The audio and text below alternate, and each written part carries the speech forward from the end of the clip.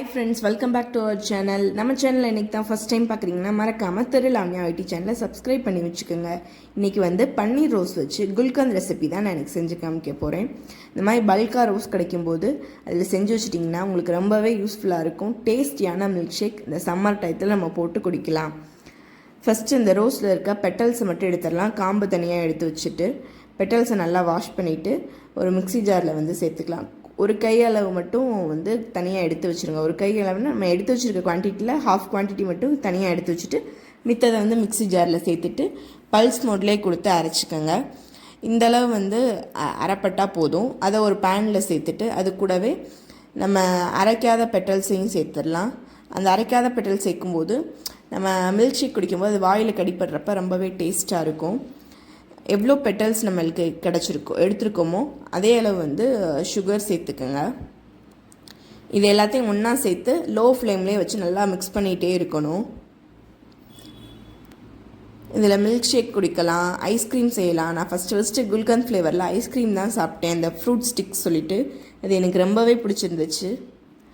நீங்கள் இந்த ஐஸ்கிரீம்லாம் சாப்பிட்ருக்கீங்களா அப்படின்னு சொல்லிட்டு கமெண்ட்டில் சொல்லுங்கள்.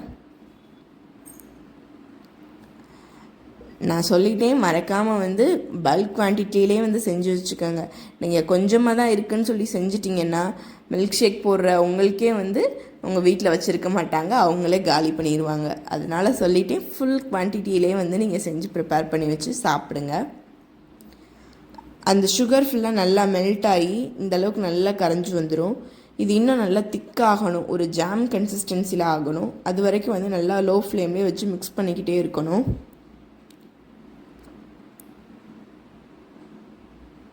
பாருங்கள், இந்த அளவுக்கு ஜாம் மாதிரி நல்லா திக்காக வந்ததுக்கப்புறம் நம்ம எவ்வளோ குவான்டிட்டி சுகர் எடுத்தோமோ அவ்வளோ குவான்டிட்டி வந்து கொஞ்சம் கொஞ்சமாக வந்து ஹனி சேர்த்து மிக்ஸ் பண்ணிக்கோங்க. அப்போ தான் வந்து சுகர் வந்து திருப்பி வந்து கிறிஸ்டலைஸ் ஆகாமல் இருக்கும். இந்த நல்லா ஆறுனதுக்கப்புறம் ஒரு கண்டெய்னரில் வந்து ஸ்டோர் பண்ணி வச்சிட்டிங்கன்னா நீங்கள் எப்போல்லாம் மில்க் ஷேக் போடுறீங்களோ இது ஒரு ஸ்பூன் சேர்த்து போட்டிங்கன்னா அட்டகாசமாக இருக்கும். விரும்பி விரும்பி சமைக்கலாம், விருப்பப்பட்டு சாப்பிட்லாம். இந்த மாதிரி ஒரு மில்க் ஷேக் வந்து குல்கந்த் ரெசிபியை வச்சு நீங்கள் ட்ரை பண்ணிவிட்டு எப்படி இருக்குன்னு கமெண்ட்டில் சொல்லுங்கள். இந்த மில்க் ஷேக் ரெசிபி வந்து நான் ஷார்ட்ஸ் வீடியோவில் வந்து ஷேர் பண்ணுறேன். நெக்ஸ்ட் ஒரு வீடியோவில் பார்க்கலாம். தேங்க்யூ.